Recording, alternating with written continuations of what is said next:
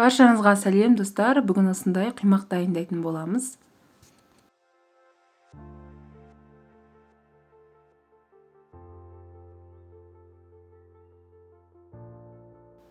Ол үшін ең алдымен жылы айран, менде ашыған айран.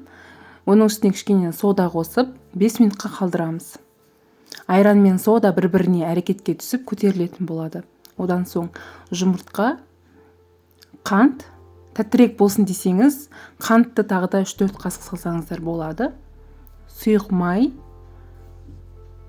кішкене шым-шым тұз салып, жақсылап араластырамыз.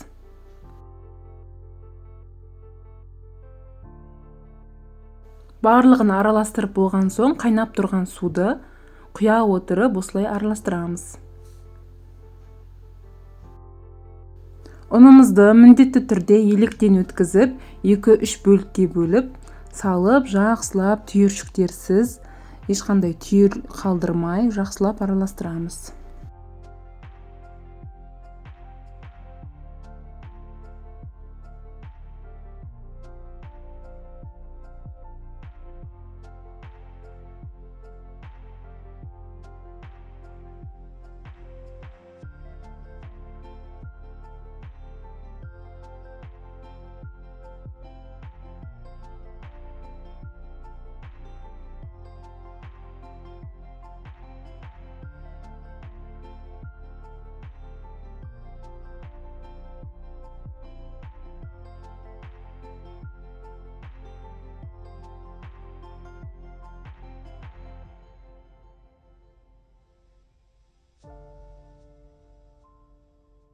Менде арнайы құймаққа арналған таба, сонда да мен кішкене майлаймын.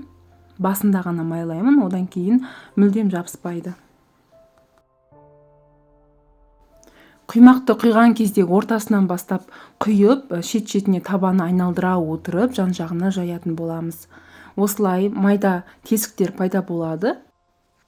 Шеттері қоңыр болған кезде, қоңырқай бола бастаған кезде, екінші бетін ауыстырамыз. Осылай барлық құймағымызды пісіріп шығатын боламыз.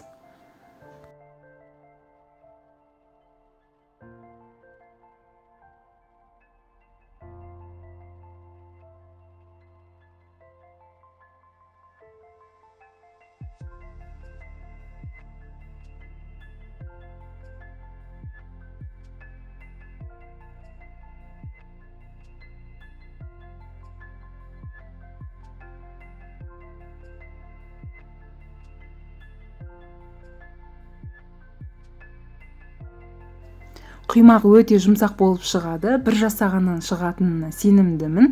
Еш жері қатты болып қалмайды. Кейбіреулерде шеті қатты болып қалады ғой, бұнда ондай жоқ. Сондықтан жасап көріңіздер. Ішіне кез келген начинка салып, қонақтарыңызға, отбасыларыңызға ұсынсаңыздар болады. Баршаңызға ас болсын.